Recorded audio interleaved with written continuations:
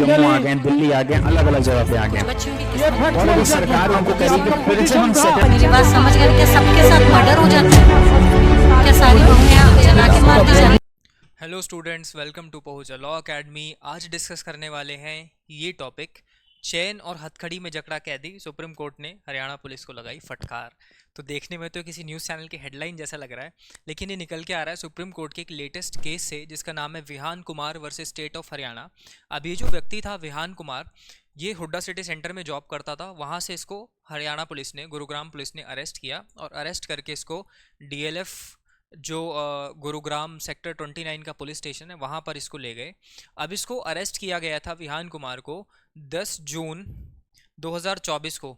मैं इसका एक बार ठीक से आपको यहाँ पे समझा देता हूँ। देखो, इनको अरेस्ट किया गया था,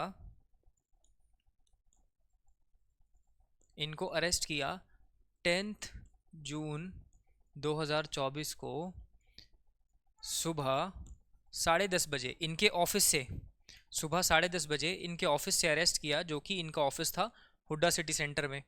इनको वहाँ से ले गए ये लोग DLF Gurugram sector 29 police station. अब यहाँ के बाद इनको प्रोड्यूस जो किया गया मजिस्ट्रेट साहब के सामने, इनको किया गया 11 जून, अगले दिन किया गया दोपहर 3:30 बजे,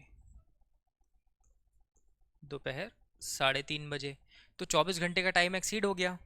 दूसरी बात दूसरी बात इसमें जो सुप्रीम कोर्ट ने कहा कि पहली बात तो ये अरेस्ट इलीगल था, क्योंकि जब आपने अरेस्ट किया तब आपने अक्यूज्ड को रीजंस नहीं बताए कि हम आपको क्यों अरेस्ट कर रहे हैं, आपके अरेस्ट के क्या रीजंस हैं, जो कि एक्सप्रेसली अब बीएनएसएस में तो बोल ही दिया है, आईपीसी और सीआरपीसी में भी ये चीज़ बोली हुई थी कि आपको अरेस्ट के रीजंस बताने हैं, रीजंस फॉर डिटेंशन बताने हैं। डीके बसु में भी गाइडलाइंस थी, DK Basu versus state of West Bengal का जो केस था उसमें भी गाइडलाइंस थी कि आपको रीजंस बताने हैं, और ये सब गाइडलाइंस आपको फॉलो करनी है किसी भी इंसान को अरेस्ट करते हुए।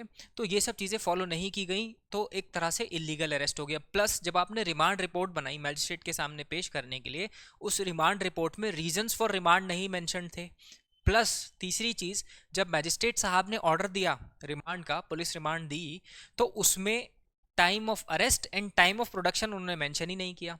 तो तीनों चीज़ें इतनी ज़्यादा अलग हो गई, इतनी ज़्यादा अक्यूज्ड के अगेंस्ट चली गई कि हर चीज़ एक तरह से, हर चीज़ में प्राइमा फेशा इलीगैलिटी सुप्रीम कोर्ट को दिखी।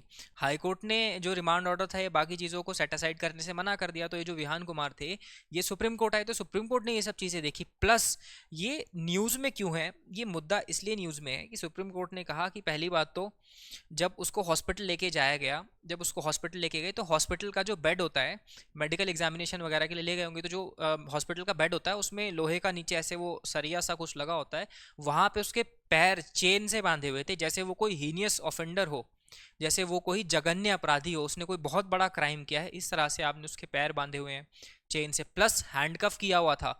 अगर मैं बात करूं सीआरपीसी की, तो सीआरपीसी में हैंडकफिंग का कोई मेंशन नहीं था, चेन का नहीं था। प्लस बहुत सारी जजमेंट्स भी थी, सुनील बत्रा वर्सेस दिल्ली एडमिनिस्ट्रेशन और बहुत सारी जजमेंट्स हैं जिसमें राइट अगेंस्ट हैंडकफिंग की बात की गई है। प्लस बीएनएसएस जो है, बीएनएसएस जो अभी 2023 में आया है, बीएनएसएस 2023 जो 1 जुलाई 2024 से लागू हुआ, उसमें बात की गई है कि हाँ, आप ग्रेविटी ऑफ ऑफेंस को देखते हुए हैंड कफिंग अलाउ कर सकते हो, आप हैंड कफ कर सकते हो अगर आपको लगता है कि ये भाग जाएगा ऑफेंडर या अक्यूज्ड, या फिर आपको लगता है किसी पे हमला करेगा या कोई ऐसी सिक्योरिटी पर्पस है, तो आप हैंड कफ कर सकते हो। वहाँ पर एक्सप्रेसली लिख दिया है बीएनएसएस में। लेकिन यहाँ पर कोई भी ऐसा रीज़न इन्होंने मेंशन नहीं किया कि क्या रीज़न था उस अक्यूज्ड को हैंड कफ करने का, प्लस उसके पैरों को चेन से बांधा जाने का जो उन्होंने बेड के साथ बांध रखे थे। तो इस तरह का इनह्यूमन ट्रीटमेंट देने के लिए पहली बात गुरुग्राम पुलिस को सुप्रीम कोर्ट ने रिब्यूक किया, उनको डांटा। प्लस गवर्नमेंट ऑफ हरियाणा और हरियाणा पुलिस को कुछ गाइडलाइंस दी इन्होंने कि भाई आप क्या करेंगे, आप इस तरह का आप कुछ रूल्स, कुछ गाइडलाइंस फ्रेम कीजिए कि पुलिस अरेस्ट कैसे करेगी अक्यूज्ड को, अरेस्ट के बाद क्या क्या राइट्स हैं वो सब फॉलो करवाइए, और आप ये चीज़ सुपरवाइज भी करिए। आप एक ये इस चीज़ पे वॉच भी रखिए कि किस तरह से पुलिस अरेस्ट कर रही है, क्या क्या चीज़ें अरेस्ट के बाद, क्या क्या पावर्स हैं पुलिस की, क्या क्या ड्यूटीज़ हैं, क्या क्या पुलिस अक्यूज के क्या क्या राइट्स हैं, ये सब चीज़ें ध्यान में रखी जाने वाली। तो सुप्रीम कोर्ट ने ये सब चीज़ें कही। तो यहाँ से देखने को मिलता है कि आज भी 2025 में भी in human rights plus fundamental rights का वायलेशन काफ़ी जगह देखने को मिल जाता है, लेकिन एक अवेयर सिटीज़न, एक जागरूक नागरिक की तरह जैसे ये विहान कुमार सुप्रीम कोर्ट पहुंचा, वैसे ही आप लोगों को भी ध्यान रखना चाहिए कि आपके आसपास क्या क्या चीज़ें हो रही हैं, क्या क्या चीज़ें इलीगल हैं, क्या क्या लीगल हैं। ठीक है, अब यहाँ पर आर्टिकल 22 क्लॉज 1 जो था कॉन्स्टिट्यूशन का, उसकी वायलेशन सुप्रीम कोर्ट ने बताई, प्लस सेक्शन 57 जो था सीआरपीसी का, उसकी वायलेशन भी यहाँ पर बताई। तो आई होप आपको ये जजमेंट समझ में आई होगी, इसके बारे में जो भी हमने चीज़ें डिस्कस की वो समझ में आई होगी।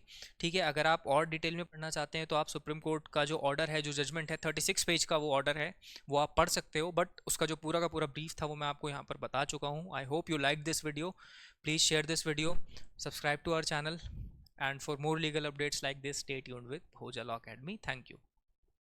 Subscribe for more content.